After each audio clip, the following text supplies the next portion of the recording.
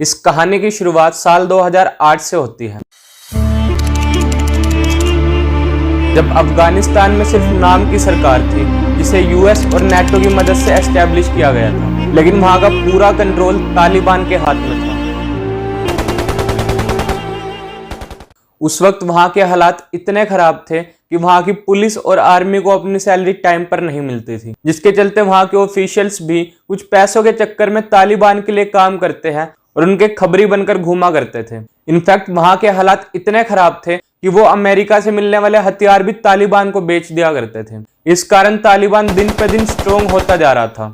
लेकिन फिर तारीख आती है 10 नवंबर 2008, जब न्यूयॉर्क टाइम्स के जर्नलिस्ट डेविड रोडे अफगानिस्तान पर बुक लिखने के लिए वहां रिसर्च करने जाते हैं, जहां उनके साथ एक अफगान रिपोर्टर ताहिर लुदीन भी थे, जो एक कार रेंट कर अफगानिस्तान में रिसर्च करने के लिए घूमने निकलते हैं। लेकिन उन तीनों को इस बात का बिल्कुल अंदाजा नहीं था कि जिस जगह पर वो घूम रहे हैं वहां अगले ही पल उनके साथ कुछ ऐसा होने वाला है जिससे अमेरिका के दबाव में पूरे वेस्टर्न मीडिया को इस बारे में छापने से मना कर दिया जाता है, ताकि दुनिया को इस बात का पता ना चल सके।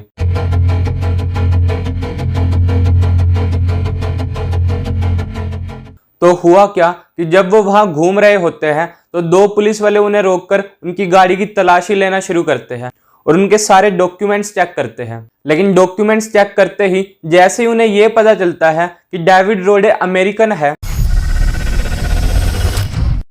वो बिना कुछ सोचे समझे तीनों को बंदी बना लेते हैं और उनकी आंखों पर पट्टी बांधकर उन्हें वहां से ले जाते हैं और उन्हें सीधा तालिबान के हवाले कर देते हैं, क्योंकि वहां के पुलिस और आर्मी वाले सभी तालिबान के लिए काम किया करते थे। तो जैसे ही वो उन्हें तालिबान के हवाले करते हैं, तालिबान के लोग उन्हें काबुल से बॉर्डर क्रॉस कराते हुए पाकिस्तान के वजीरिस्तान ले जाते हैं, जहां उनका सेफ हाउस हुआ करता था। वो एरिया उस वक्त पूरी तरह तालिबान के कंट्रोल में था, जहां ना तो पाकिस्तानी सरकार की हुकूमत चलती थी और ना ही पाकिस्तानी मिलिट्री वहां जाने की हिम्मत करती थी। इसीलिए तालिबान अपने सभी होस्टेजेस को वहीं रखा करती थी। अब तालिबान डेविड को पहले तो इसलिए होस्टेज बनाकर रखती है क्योंकि उन्हें शक होता है कि कहीं वो CIA के एजेंट तो नहीं, क्योंकि उस वक्त अमेरिका की CIA एजेंसी की नजर पूरे अफगानिस्तान पर थी। लेकिन जब उनका ये शक दूर हो जाता है तो वो डेविड को अमेरिका के खिलाफ एक हथियार की तरह यूज करना चाहती थी, जिससे वो अमेरिका के खिलाफ अपना प्रोपोगेंडा फैला सके और उनसे डेविड के बदले $25 मिलियन की डिमांड कर सके।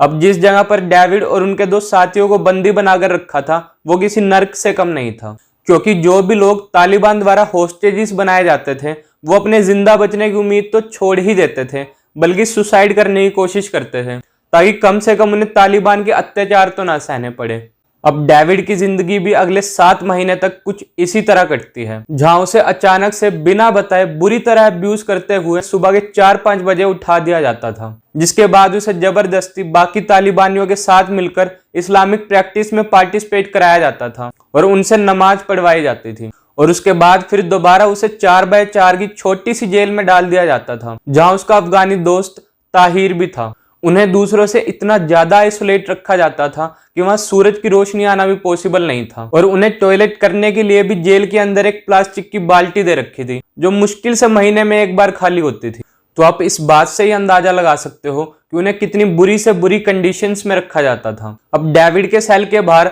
हमेशा 2 गार्ड्स खड़े होते थे जो उन पर 24 घंटा निगरानी रखते थे और उन्हें आपस में बात तक नहीं करने देते थे। डेविड बताते हैं कि किसी दिन तो इतनी तेज गोलीबारी और बम धमाकों की आवाज आती थी कि मानो बाहर कोई वॉर चल रहा हो,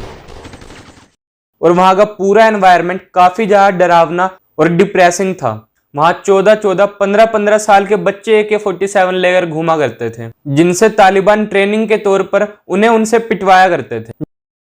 डेविड को तो वो मेंटली भी इतना ज्यादा टॉर्चर करते थे कि वो उन्हें झूठी खबरें बताते हुए कहते थे कि अब तो उनके परिवार ने भी उनके जिंदा आने की उम्मीद छोड़ दी है और अमेरिका ने भी अपने हाथ खड़े कर लिए। अब ऐसी सिचुएशन में आपसे कोई ये बात कह दे तो आपकी बची कुची उम्मीद भी टूट जाती है, क्योंकि ऐसी सिचुएशन में आपके पास ना तो बाहर की दुनिया से कोई कांटेक्ट होता है और ना ही कोई इंफॉर्मेशन का सोर्स होता है, तो आपको उनकी बताई हुई बातों पर तुरंत विश्वास हो जाता है।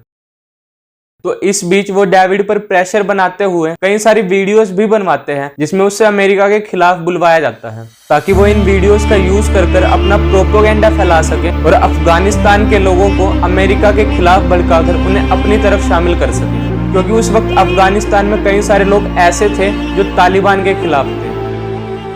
तो वहीं डेविड को वो कई सारी ऐसी वीडियोस भी दिखाते हैं जिसमें उन्होंने कई सारे अमेरिकन होस्टेजेस को पकड़कर बड़ी ही बेरहमी से मारा था। उनका इन वीडियोस को दिखाने का सिर्फ यही पर्पस था ताकि वो डेविड को फिजिकली टॉर्चर करने के साथ साथ मेंटली भी टॉर्चर कर सके। लेकिन डेविड और ताहिर इतना सब कुछ होने के बाद भी हिम्मत नहीं हारते और वहां से एस्केप करने का प्लान बनाते हैं, जिसे द ग्रेट तालिबान एस्केप भी कहा जाता है। इसके लिए वो कई दिनों तक गार्ड्स पर नजर रखते हैं कि वो कब सोते हैं और कब कहां कितने गार्ड्स खड़े होते हैं। तो वो नोटिस करते हैं कि गार्ड्स अब उन पर यह सोचकर ज्यादा ध्यान नहीं देते कि अब वो अपने बचने की उम्मीद छोड़ चुके हैं, जिसके चलते गार्ड्स कभी कभी अपनी ड्यूटी के दौरान रात को सो जाया करते थे। इस बीच डेविड और ताहिर मिलकर अपनी चदरें फाड़कर एक लंबी रस्सी बना लेते हैं ताकि वो बाहर की मेन 20 फीट लंबी दीवार कूदकर भाग सके। कई हफ्तों तक रस्सी बनाने के बाद फाइनली वो दिन आता है जब डेविड और ताहिर वहां से भागने का प्लान बनाते हैं। वो अपने तीसरे साथी ड्राइवर को भी भागने को कहते हैं, लेकिन वो तालिबान के डर से ऐसा करने से मना कर देता है, जिसके बाद डेविड और ताहिर मिलकर ही अपने प्लान को अंजाम देते हैं। तो वो तारीख थी 9 जून 2009, जब डेविड और ताहिर रात के 11 बजे सोने का नाटक करते हैं, जिस वक्त वहां मौजूद बाकी गार्ड्स भी नींदों में होते हैं, लेकिन वो उनके पूरी तरह सोने का इंतजार करते हैं। अब जैसे ही दोनों गार्ड्स पूरी तरह सो जाते हैं तो वो चुपचाप अपनी सेल से बाहर निकलते हैं। अब उनकी सेल को ज्यादातर बिना लॉक के ही रखा जाता था, क्योंकि उन्हें रोज सुबह नमाज के लिए बाहर निकालना पड़ता था, जिसके लिए उन्हें रोज ताला खोलने और बंद करने में बड़ा आलस आता था। और दूसरा लॉक ना लगाने का बड़ा कारण यह भी था कि उन दोनों को वहां रह रहे कई महीने हो चुके थे और इस बीच उन्होंने कभी भागने की कोशिश भी नहीं की थी, जिसके चलते उन्हें ऐसा ही लगता था कि अब वो अपने बचने की उम्मीद छोड़ चुके हैं। इसी के चलते उस दिन भी सेल का लॉक खुला हुआ था जब वो वहां से भागते हैं, जिसके लिए पहले तो वो अपने सेल से बाहर आकर एक 7 फीट लंबी दीवार लांघते हैं और फिर ओपन यार्ड में आकर एक 20 फीट लंबी दीवार लांघते हैं, जिसके बाद वो तालिबान के सेफ हाउस से पूरी तरह बाहर निकल जाते हैं। लेकिन इसमें भी एक दिक्कत थी कि उस 20 फीट दीवार को लांघने के लिए उसके ऊपर लोहे की फेंसिंग कर रखी थी, जिसे उन्हें अपने हाथों से ही हटाना पड़ता है